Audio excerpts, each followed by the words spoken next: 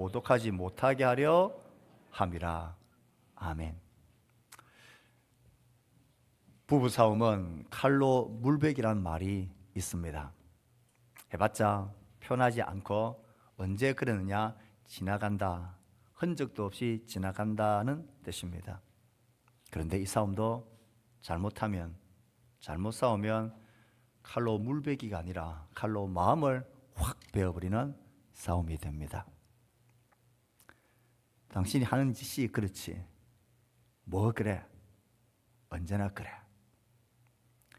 너 때문에 내 인생이 꼬였고 불행해, 너만 없었다면 내가 좀 더 잘 살 수 있었을 건데. 이런 인신공격과 외모를 비하하는 이런 말은 물베기가 아니고 마음을 확 베어버립니다. 가족을 건드리는 것은 심각하게 마음을 베어버리는 싸움이 됩니다. 가족은 건드리지 말아야죠. 당신 가족이 이랬어 그래, 당신 아빠 엄마가 그랬어 그래, 천하면 왜 그래, 이런 말 들으면 마음이 확 베어집니다. 폭력을 행한다, 이건 물베기로 끝나는 싸움이 아닙니다. 어떤 싸움이든 바른 태도로 잘 싸워야 합니다. 바른 태도로 잘못 싸우면 큰일 납니다. 그 모든 관계가 깨어지고 그 마음과 영혼이 깊이 상하게 되어집니다. 싸울 때도 바른 태도로, 바른 모습으로 싸워야 합니다. 바울은 지금 디모데에게 어떻게 생각해보면 에베소에 남겨두는 것은 싸우라고 남겨두었습니다. 에베소 교회에 다른 복음을 가르치고 다른 교훈을 가르치는 거짓 지도자들이 생겼기 때문입니다.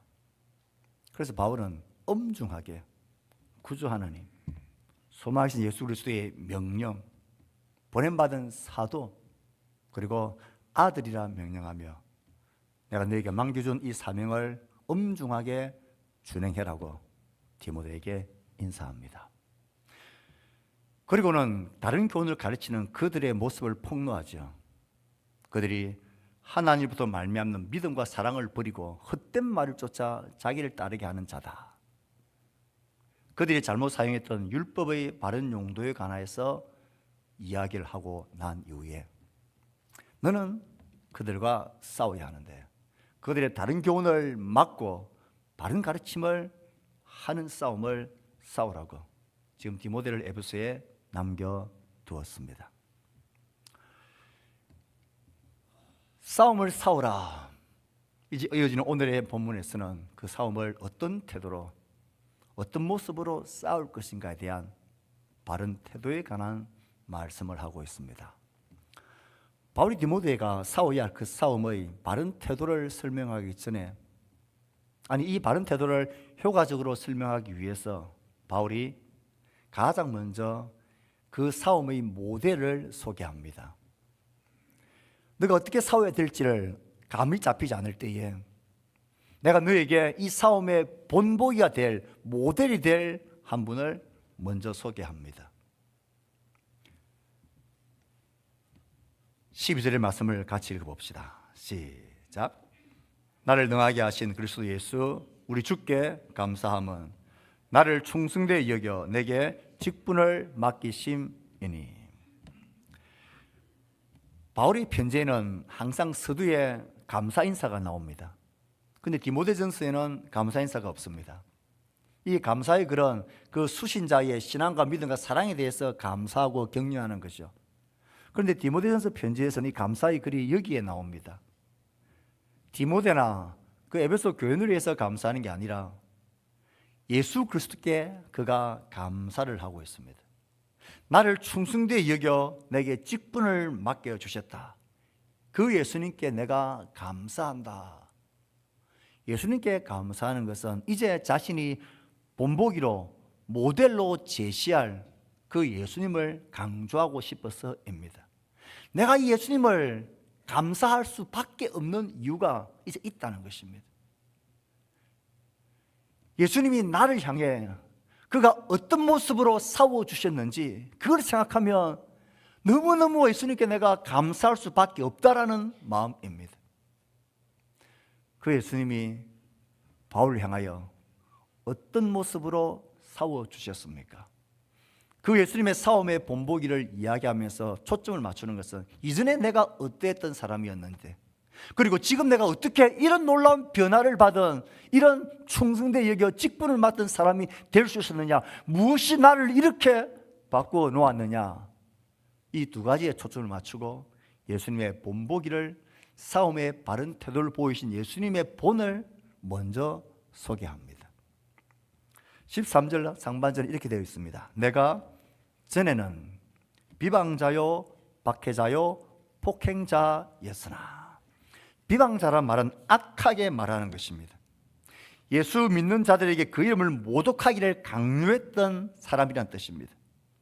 박해자란 말은 교회를 심히 핍박하고 잔멸하기 위해서 혈안이 되어 있어서 쫓아다녔던 자신의 그 박해했던 모습을 떠올립니다. 폭행자란 말은 거만함과 불순함이 합쳐진 것입니다.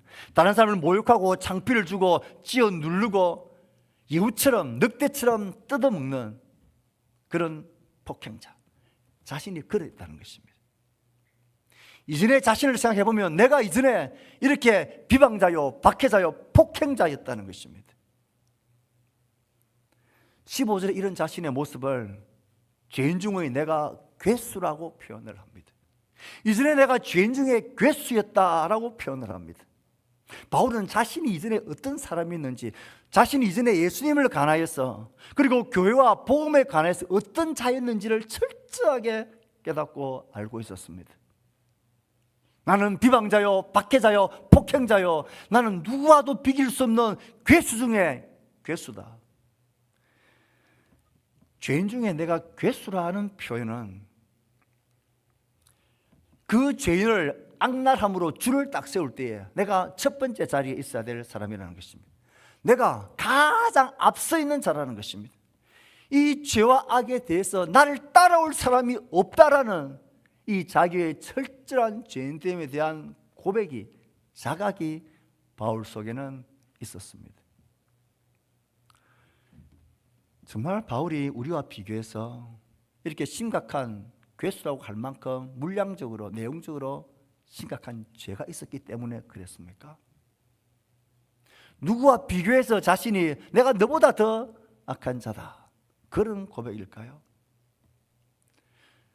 내가 죄인 중에 괴수라는 이 고백은 성령의 감동 아래 나의 죽어있는 영혼이 깨어나고 나의 양심이 깨어지고 내가 정말 하나님 앞에서 소망 없는 죄인이었던 것을, 예수 그리스도의 대속의 은혜가 아니면 가능성이 없는 자라는 것을 진실하게 깨닫는 모든 사람들이 보이는 공통적인 고백입니다.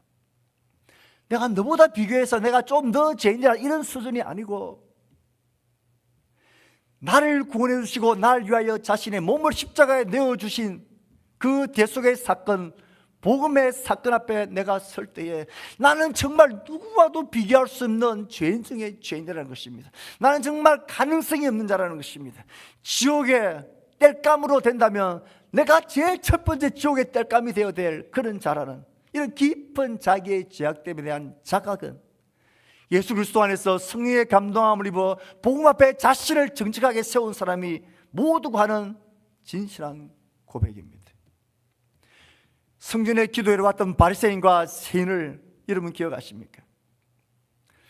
바리새적인 자기의에 내가 저 사람과 달리 나는 이렇게 의로운 자가 되어진 것을 감사하며 정말 가증스러운 다른 사람과의 비교를 통해서 자기의 우월함을 나타내는, 그리고 그것에 자만감과 자존감을 가지는 그런 고백이 아니고, 세리처럼 감히 얼굴을 들어 하늘을 쳐다보지도 못하고 가슴을 치며 나를 불쌍히 여기소서 나는 죄인입니다, 이 고백이 예수 그리스도의 복음 앞에 우리를 서게 만듭니다. 다른 어떤 놀라운 경험이나 이적이나 치유가 아니라 그리스도의 복음, 십자가의 복음, 예수 그리스도의 대속의 사건이 가장 먼저 내 심령에 깨닫게 해주는 것은 나는 죄인 중에 괴수라는 것입니다. 나를 불쌍히 여겨달라는 것입니다. 나는 하나님이 아니면 소망이 없는 죄인이라. 이런 사람은 다른 사람과 비교하면서 그런 가증스러운 비교 위에 나를 두며 나를 나타내고 나를 합리화시키려고 하는 시도를 하지 않습니다. 바울은 자신이 이전에 이렇게 철저한 죄인중의 개수라는 이 고백을 그는 합니다. 그리고는 두 번째 초점으로 넘어가는데요, 이런 나를 예수님이 어떻게 변화시켰는지, 이런 나를, 이 죄인 중에 개수 같은 나를 예수님이 어떻게 나를 대하시고 나를 싸워주셔서 나를 충성되게 여기셔서 나에게 영광스러운 직분을 맡기게 해주셨느냐 하는 것입니다. 예수님이 이런 나를 상대해서 어떻게 그가 나를 싸워주셨느냐, 이게 예수님이 바른 싸움의 모범으로 바울이 말하려고 하는 예수님의 모습입니다. 13절에 바울은 이렇게 고백합니다. 도리어 긍휼을 입은 것은 내가 믿지 아니할 때에 알지 못하고 행하였습니다. 이런 나를 예수님이 어떻게 상대하고 싸워주셨습니까? 긍휼을 입어주시는 싸움을 예수님은 하셨다는 것입니다. 이 긍휼을 입을 예수님은 어떻게 입혀주셨습니까? 너 알지 못했어 그래. 너 지금 예수 믿는 사람을 추격하고 잡아 죽이고 그들을 진멸하는 게 하나님을 향한 사랑과 의라고 생각하면서 너 지금 몰랐어 그래. 너는 지금 네가 박해하고 있는 내가 누구인지를 몰랐어 그래. 너가 지금 죽이고 있는 자가, 박해하는 자가 하나님의 영원한 아들이신 그리스도인 것을 네가 알지 못했어 그래. 알았더라면 너 절대 그렇지 않지. 이런 긍휼로 바울을 예수님이 옷 입혀주시는 싸움을 예수님이 싸우시고 있다는 것입니다. 그 약함대로 그대로 갈부시고 그대로 추격하시고 그대로 찌어 누르지 않으시고 내가 몰랐어 그래. 내가 알지 못해서 그런 거야. 그렇게 긍휼로 입혀주시는 싸움을 예수님이 싸우셨습니다. 14절에 예수님의 싸움의 모습을 또 이렇게 이야기합니다. 우리 주의 은혜가 그리스도 예수 안에 있는 믿음과 사랑과 함께 넘치도록 풍성하였도다. 예수님이 자신을 긍휼로 입혀주시는 싸움을 하실 뿐만 아니라 주의 은혜가 내게 임하였는데 믿음과 사랑의 풍성함으로 나를 대해주셨다는 것입니다. 예수님은 이 극악무도한 바울을 대하시고 상대하실 때에 믿음과 은혜라는, 믿음과 사랑의 풍성함이라는 은혜로 바울을 상대해 주셨다는 것입니다. 여기에 믿음과 사랑은 1장 5절에서 이 교훈의 목적은 청결한 마음과 선한 양심과 거짓이 없는 믿음에서 나오는 사랑이거늘 이에서 벗어나 헛된 말에 빠졌다. 다른 교훈을 가르치던 거짓 교사들의 모습에 그들의 가르침이 틀렸다라는 것을 기준하는 그 기준이 바로 믿음과 사랑을 그들이 벗어난 것입니다. 그러나 예수님은 바울을 상대해서 싸울 때에 이 믿음과 사랑과 긍휼과 오래 참음으로 그를 상대해 주셨고 그와 싸워 주셨다라는 거예요. 바울은 이것을 이야기합니다. 예수님과 다른 교훈을 가르치고 다른 복음을 전하는 자들이 없었던, 그들이 버렸던, 벗어났던 믿음과 사랑, 그 풍성함으로 예수님은 바울을 상대해 주셨습니다. 이렇게 바울이 예수님의 싸움, 나를 향해 싸우셨던 예수님의 싸움의 모습, 긍휼과 은혜 가운데 있는 믿음과 사랑으로 오래 참으심으로 나를 상대해 주셨던 이런 예수님을 이렇게 디모데에게 말하고 있는 분명한 이유와 목적이 있습니다. 16절 말씀을 같이 읽습니다. 시작. 그러나 내가 긍휼을 입은 까닭은 예수 그리스도께서 내게 먼저 일체 오래 참으심을 보이사 후에 주를 믿어 영생 얻는 자들에게 본이 되게 하려 하심이라. 이것 때문입니다. 후에 영생 얻은 자들에게 본이 되게 하려 함이라.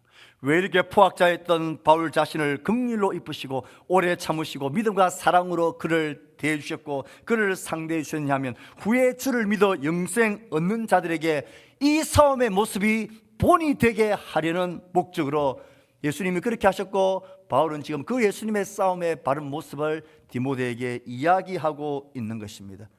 무슨 말입니까? 디모데를 싸움의 현장에 남겨두면서 너 싸워야 한다. 진리의 말씀, 다른 교훈을 막고 바른 말씀을 가르치는 그 싸움을 너 엄중하게 실행해야 된다. 그런데 그 싸울 때에 어떤 모습으로 어떤 태도로 싸워야 할래? 예수님이 나를 싸우셨던 그 싸움의 모습을 본을 삼아 너도 그렇게 싸우라는 것입니다. 분명히 너가 싸우는 그 싸움의 대상 속에도 이전에 내가 알지 못했던 나 같은 비방과 폭력과 박해자들이 있을 거고, 그래서 오래 참아야 되고, 그래서 더 큰 은혜와 긍휼로 입어주어야 될 사람들이 있을 건데, 그때 너 예수님이 나를 어떻게 싸워주셨는지를 생각하며 아들 디모데야, 너도 그런 모습으로 싸우라는 것입니다. 예수님의 싸움의 이 바른 태도와 모습을 너도 놓치지 말고 그 본을 받아 그렇게 싸우라. 그래서 예수님의 이 본을 먼저 이야기하는 것입니다. 저는 이 말씀을 준비하며 묵상하고 기록하다가 이런 마음이 선뜻 들었습니다. 예수님이야말로 손 한번 까딱하면 그 사람을 꽉 찍어 누르고 꼼짝 못하게 만들 수 있는 능력이 있는 분이고 전능하신 분인데, 예수님 한번 그를 확 쳐버리시면 꼼짝없이 항복시킬 수 있는 분인데, 그렇게 하실 수 있는 힘과 능력이 있는 분인데 왜 이런 싸움의 방법을 택하셨냐는 거예요. 왜 오래 참으시는 방법, 그 지루한 방법, 그 시간 걸리는 방법, 그 외면당하고 멸시당하고 의심여김을 당하는 방법을 예수님이 택하셨냐는 거예요.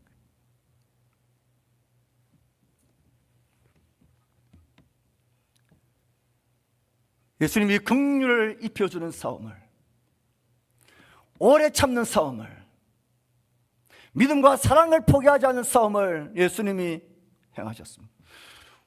우리에게 능력이 있고 힘이 있고 한번 꽉 눌러버리면 될 수 있는 뭔가가 내게 있다면 우리는 그렇게 하지 않을 겁니다. 그렇게 하실 수 있는 유일한 분인 예수님이 그의 싸움의 방법과 태도를, 이 싸움의 모습을 우리에게 행하신 것은 너희들도 이 싸움의 태도가 본보기가 되어야 한다는 것을 강조합니다. 십자가의 복음이 이 싸움의 가장 강력한 본보기가 아닙니까? 뭐 하려고 하나님은 하나님을 거절하고 나 잘난 맛에 내 인생 내가 주인되어 내 인생 즐기며 살아가는, 하나님을 무시하고 멸시하고 관심도 가지지 않는 인생을 그냥 살다가 그냥 영원한 멸망받으러 버려두시지 않고, 아니면 한번 대단한 능력과 이적으로 한번 꽉 때려버리시면 놀래서 돌아오게 될 터인데 왜 그렇게 안 하시고, 그 아들을 십자가에 내어주시고 그 아들을 버리시고 그 아들을 십자가에서 자기의 생명을 버리시고 자기를 죽이는 이 방법, 그 믿음과 사랑의 풍성함으로 긍휼로 덧입혀주신 이 방법, 이게 복음의 방법이고 십자가의 방법이고 하나님의 싸움이고 예수님의 싸움이지 않습니까? 예수를 믿는다는 것, 믿음의 삶을 살아간다는 것은 우리의 삶의 자리에서 이 싸움을 싸우는 삶으로의 초대인 것을 기억하십시오. 여러분의 삶의 자리에서, 내 삶의 모든 현장에서 우리는 싸워야 하는데 세상적인 방법이 아니라 본을 보이신 예수님의 싸움의 모습을 따라 우리도 싸워야 합니다. 그게 복음이고 그게 믿음의 길이고 그게 신앙의 길입니다. 바울이 예수님의 자신을 향하여 싸우셨던 이 예수님의 놀라운 사랑과 긍휼과 은혜를 생각하면 가슴이 벅찼던 것 같아 보입니다. 그래서 17절 말씀에 갑자기 이 예수님에 대한 찬양과 존귀와 영광을 가슴 벅차게 고백합니다. 영원하시고 썩지 아니하시고 보이지 아니하시고 홀로 하나님이신 그분께 존귀와 영광을 돌리고 있는 그 감격의 찬송을 이 편지에 씁니다. 아마 그는 예수님의 싸우신 이 모습을 쭉 찍어가다가 그 예수를 생각할 때에 감격에 사무쳤던 것 같아요. 그 영광스럽고 영원하시고 보지 아니하시고 홀로 하나님이신 하나님이 어떻게 이 나 같은 죄인 중에 개수 나를 향하여 이런 싸움을 싸우셨고 나를 이렇게 변화시켜 놓았느냐. 그게 너무나 감격스러웠던 것입니다. 사실 예수님의 이 싸움의 모습은 바울만 향한 싸움이 아닙니다. 우리 한 사람 한 사람 향한 예수님의 싸움이, 복음의 싸움이, 성령님의 감동하시는 싸움이 이와 같은 긍휼이고 은혜고 오래 참음이고 기다림이고 사랑이고 믿음이었던 것을 우리는 부인할 수가 없습니다. 하나님 우리가 행한 대로, 우리가 말한 대로 고지 그대로 갚으셨다면 누가 이 자리에 한 사람이라도 숨을 쉬며 있을 수 있겠습니까? 바울은 디모데가 이 싸움을 싸울 때에 그의 본보기이신 예수님을 기억하며 그 싸움의 방법대로 너도 싸우라, 그 이야기를 하고 싶은 것입니다. 이렇게 본보기인 예수님을 이야기하고 난 이후에 이제 18절 20절까지는 이제 디모데야 너의 싸움을 구체적으로 이야기를 합니다. 우리 18절 19절 상반절 말씀을 읽습니다. 시작. 아들 디모데야, 내가 내게 이 교훈으로서 명하노니 전에 너를 지도한 예언을 따라 그것으로 선한 싸움을 싸우며 믿음과 착한 양심을 가지라. 선한 싸움을 싸우라. 너를 지도한 예언을 따라. 어떤 지도자들이 어떤 예언을 했는지는 성경에 기록되어 있지 않습니다. 하지만 바울은 분명히 그를 지지하고 그를 위하여 기도해 주는 사람으로부터 이 사명을 감당하기 위한 은사와 능력들을 공급받은 것이 분명합니다. 우리가 더 관심 가지는 것은 여기서 다시 너가 받은 그 사명을 전수해야 된다는, 수행해야 된다는 이 엄중함을 다시 나타내는 단어들, 1장 머리글에서 나왔던 그 단어들이 여기에 다시 등장한다는 사실입니다. 아들 디모데야, 아들이란 단어, 이 교훈으로서 명하노니, 명령하노니. 아들의 최고의 사명과 존재의 목적은 뭡니까? 아버지의 받은 사명을 이어가고 수행하는 것입니다. 명령은 좋을 땐 하고 안 좋을 땐 안 하고 그렇게 버릴 수 있는 게 아닙니다. 내 삶을 걸고 엄중하게 감당해야 될 그 과업이 명령입니다. 그러므로 이 싸움을 너 포기하지 말라는 것입니다. 이 싸움을 너 물러서지 말라는 것입니다. 엄중한 마음으로 이 사명 전수에, 이 싸움에 너가 분명하게 서라는 다짐을 이 말씀을 통하여 우리에게 도전합니다. 그리고 선한 싸움이라고 말했습니다. 그런데 선한 싸움의 내용이 이 본문에는 등장하지 않습니다. 선한 싸움의 내용이 무엇인지 명확하지 않습니다. 하지만 이 같은 편지 6장 12절에 보면 믿음의 선한 싸움을 싸우라 하고 첨가되어져 있습니다.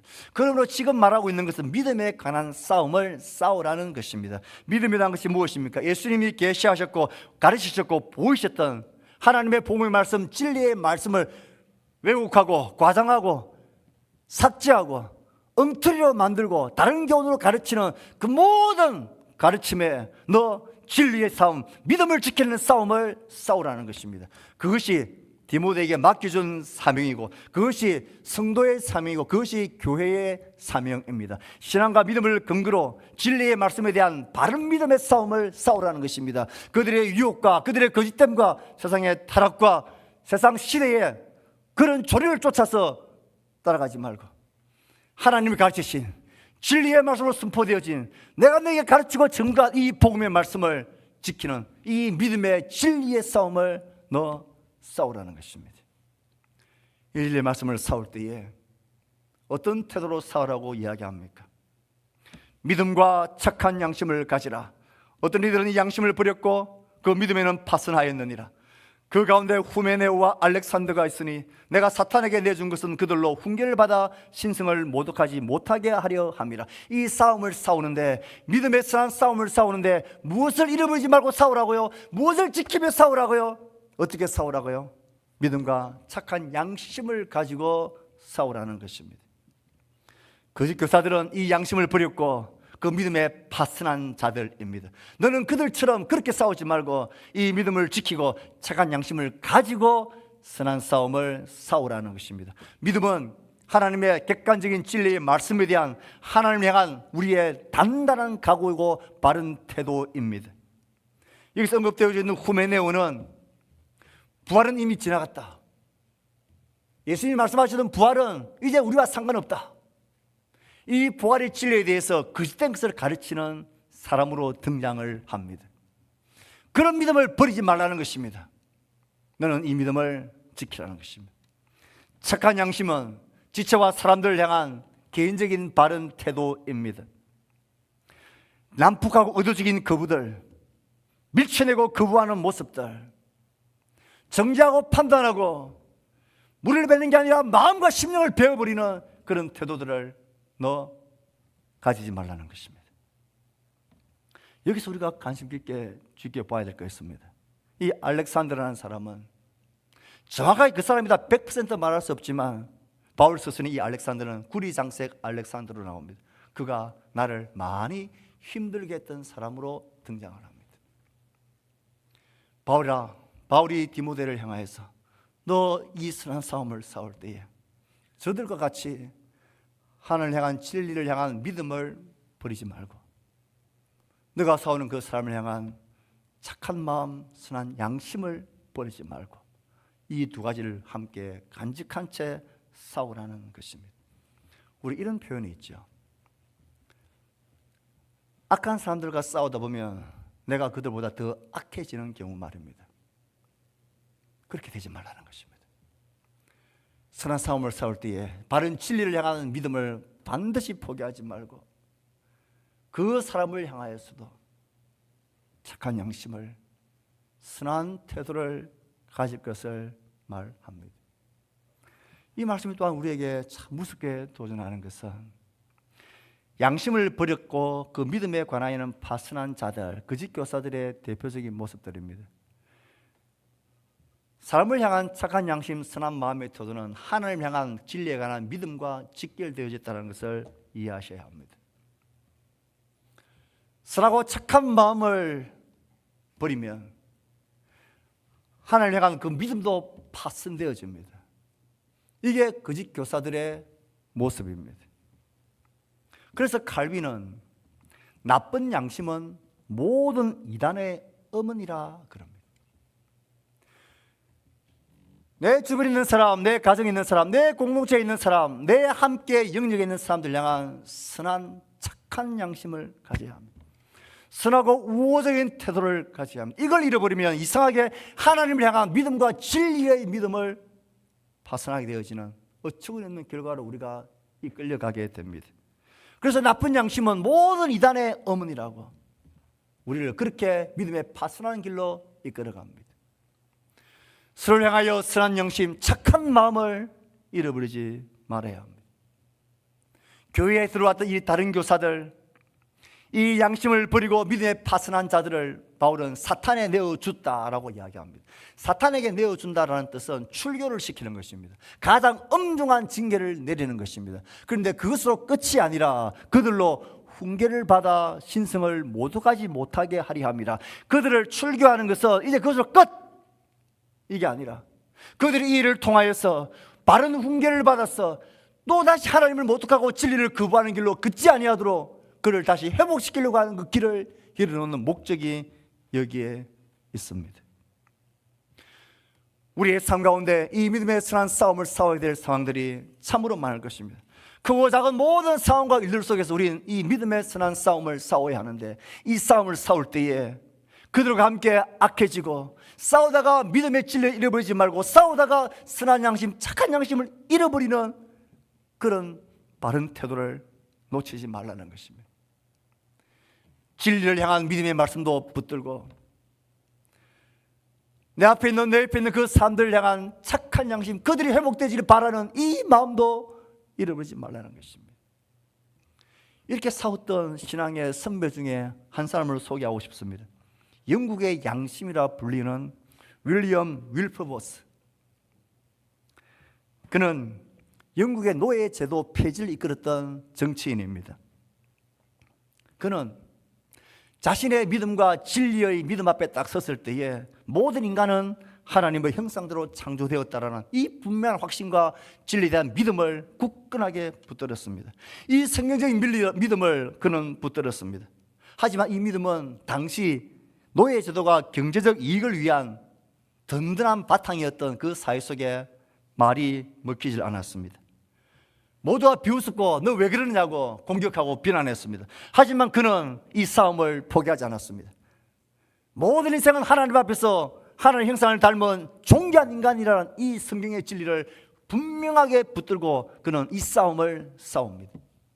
이 싸움을 싸울 때 반대파 의원들, 자기를 완당시키고 자기를 공격하는 그 의원들을 향하여 더 날카로운 독설과 더 날카로운 복수의 칼날을 던지지 않았고 그들의 마음을 움직이기 위해 끈질기게 편지를 씁니다. 그들을 식사에 초대하며 자신의 신념과 이 믿음의 진리를 설득하고 또 설득합니다. 동시에 그의 시선은 이 처참한 실황 속에서 고통받고 있는 그 노예들의 비참한 현실을 가슴 아파하며 그는 아파하는 이 긍휼한 마음을, 이 양심을 가지고 있습니다. 그렇게 그는 150번이 넘는 패배를 경험합니다. 그럼에도 이 진리에 대한 믿음과 그들 향한 이 선한 마음을 포기하지 않습니다. 그의 평생 이 싸움을 끝까지 싸웁니다.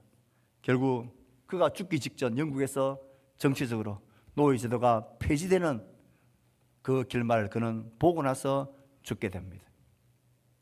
진리를 타협하지 않되 그 진리를 위해 싸우는 사람을 향한 착한 양심, 선한 마음을 포기하지 않았던 것입니다.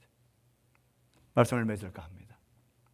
우린 새해를 시작하면서 이 본문의 말씀이 들어있는 이 성구를 여기에 적어놨습니다. 이 말씀을 정하면서 디모데전서를 시작하며 살펴야 되겠다라는 마음이 있었습니다. 하나님은 우리를 싸움의 현장으로 초대하고 보내고 살게 하셨습니다. 여러분의 가정이 그렇고 직장과 여러분의 일터가 그렇고 교회 공동체의 모든 분야에도 우리의 싸움의 현장입니다. 이 싸움의 현장은 막중한 우리의 의무입니다. 이 싸움은 포기하거나 무관심 가져야 될 싸움이 아닙니다. 선한 싸움을 싸워야 합니다. 이 선한 싸움의 핵심은 믿음의 진리에 대한 바른 교훈, 바른 복음을 향한 그 바른 복음에 적용해 한 싸움입니다. 싸우되 바른 태도로 싸우셔야 합니다. 싸우되 자신의 방법으로 상대방을 죽이고 물을 가르는 게 아니라 마음과 영혼을 가르는 그런 잔인한 싸움의 길로 가지 말아야 합니다. 진리에 대한 바른 믿음과 착한 양심을 가지고 예수님이 죄인의 개수였던 바울을 긍휼로 입혀주셨듯이 믿음과 사랑의 은혜로 풍성하게 오래 참아주셨듯이 우린 그런 태도로 싸워야 합니다. 여러분의 남편들 향하여, 아내와 자녀와 부모를 향하여, 동료들 향하여, 공동체 안의 지체들 향하여 이 선한 싸움을 힘있게 싸워가는 그래서 하나님의 놀라운 영광을 누리는 우리의 삶이